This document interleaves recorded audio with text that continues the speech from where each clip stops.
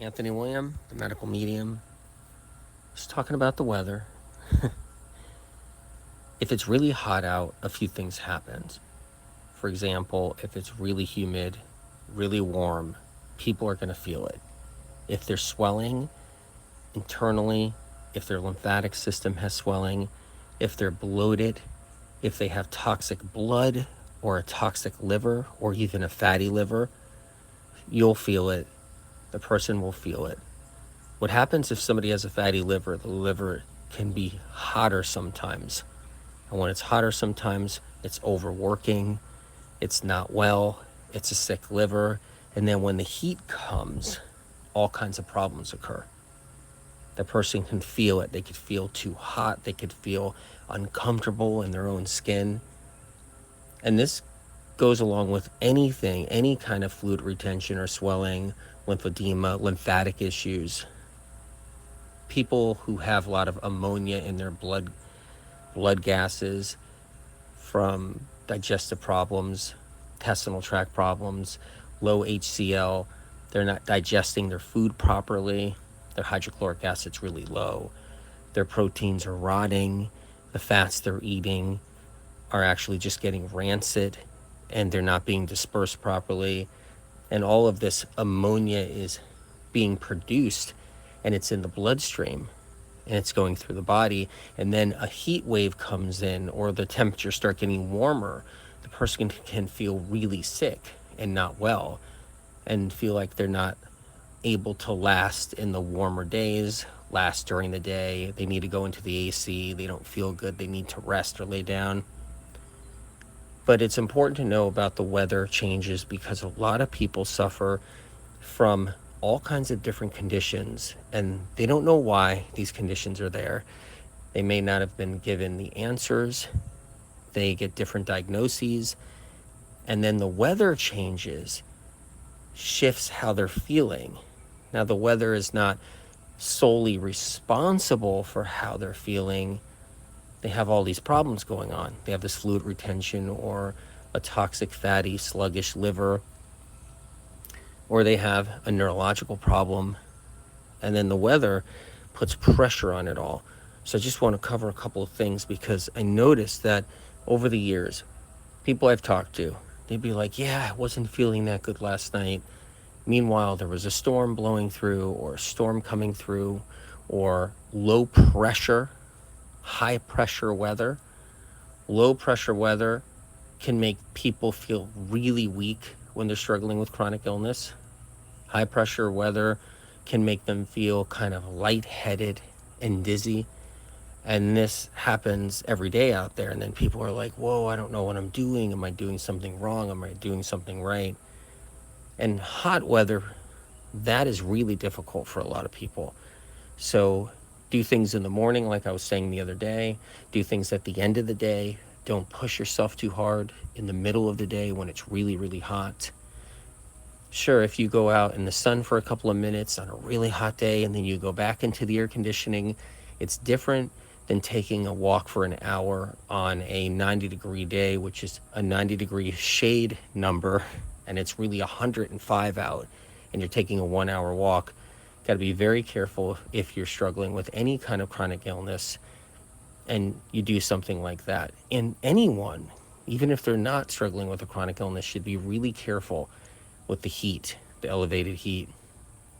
If someone has seizures, they're prone to seizures, be cautious with the heat. Very important. And I've seen this over the years. People who are prone to seizures end up getting a relapse or an episode or a seizure out of nowhere one day. They don't realize it was because of the excessive heat, the weather, and they just don't know it. So it doesn't mean the seizure is going to come on when they're in the sun or they're on they're outside on a boat or they're taking a walk or they're in a park on a 100-degree day. It doesn't mean it's going to happen then. But at the end of the day, at night, then the seizure can come on when that heat sickness starts to set itself in.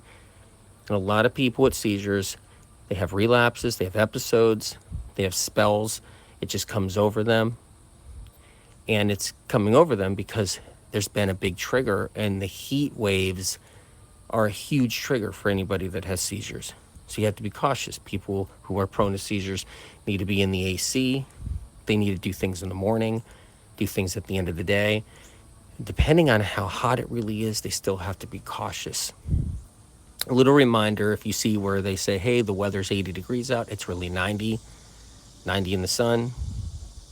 They say the weather's 90, it's 100, 102, 105.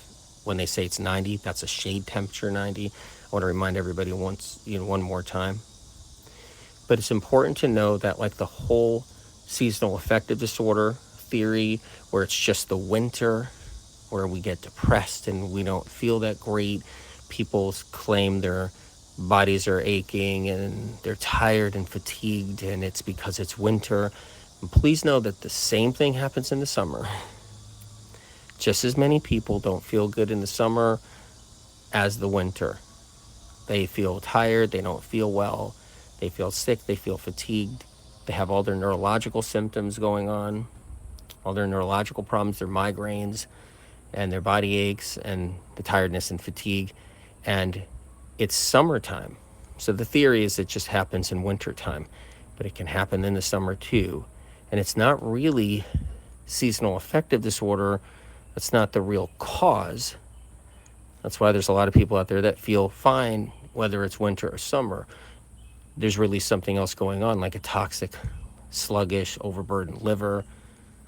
Maybe there's a viral infection, low-grade viral infection, Epstein-Barr infection. Maybe there's another virus.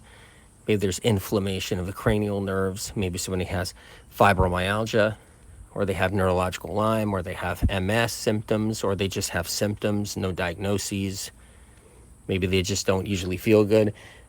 And the summer comes along and it gets triggered. There's certain pockets of weather where the weather's beautiful and it's not super humid, it's not super hot, it's not cold, and people tend to do better around that time frame. So, but when the heat comes, you got to look out if you're chronically sick. If you spend a lot of time on mattress island, don't just run outside on a 100-degree day, not realize it, spend an hour out there, and then you're going to think you're going backwards. You might be sick for a few days. You might be triggered or set back. These things are important because when you're moving forward and you're struggling to heal and you're fighting for it, any little setbacks can really wear somebody down mentally and emotionally. So it's important to keep that in mind. As far as a couple of things to do is cold compresses.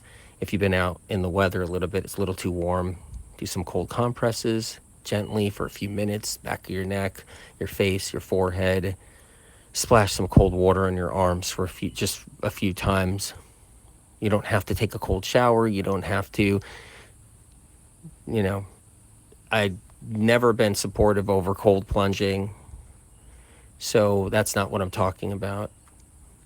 But it's just the simple things like just putting a little bit of water on your face and the back of your neck is really helpful. And then staying in some cool temperatures when you get a chance. Just a little reminder, because it's summertime and people don't realize it, and they end up doing things. They get invited to do something and then they're stuck. There's people that I know just recently, one person was invited to a garden party. They went there, super hot day. They were outside, there was no air conditioning. And yeah, they were drinking a cold drink and they had an umbrella, but it was still 100 degrees. They were out there for a couple of hours and then they feel like they're gonna die.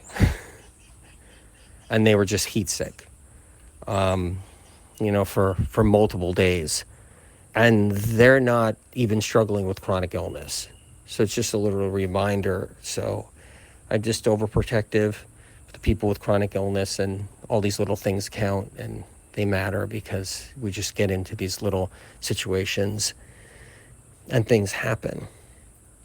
So, but if you're somebody that you feel like you swell and you bloat, you're going to feel worse on a warmer day than you would on a cooler day. So if you're somebody that has any kind of fluid retention, You're going to feel worse on a hotter day than on a cooler day. You're going to feel like you're swelling, you're uncomfortable in your skin. Don't be hard on yourself when that happens, or if that happens, just realize the weather's changing and shifting. It could be humid out, it could be hotter out, and you're going to feel it even when you're indoors, like I said the other day. Where indoors, you can even feel it a little bit because your body knows it's hot outside. Even when you're inside in the air conditioning, your body actually knows it's warm outside. So even though you're cool, you're in a good space, you're inside, it doesn't mean that your body is completely in that peaceful state. It still knows that outside's hot, and you'll feel a little bit of that weather shift even indoors. We still get exposed to it because all the air that's in your house and in your apartment and in your home, all that air came from outside. It doesn't just, you don't have this big oxygen machine inside your house that's producing oxygen and you're just breathing in oxygen like you live in a bubble. All the air inside your house is the air that's actually coming from outside.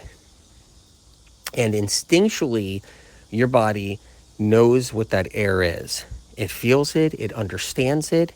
So all the air we breathe in inside is the air outside. And that includes any kind of pollutants and toxins that are floating in the air. They all end up inside the house too. So, and your body feels it. It feels that air pollution. It feels that heat. Keep that in mind while you're trying to heal. Anyway, just a few more things I wanted to add to the other talk the other day about the weather. I hope you guys are doing good. Take care and talk again.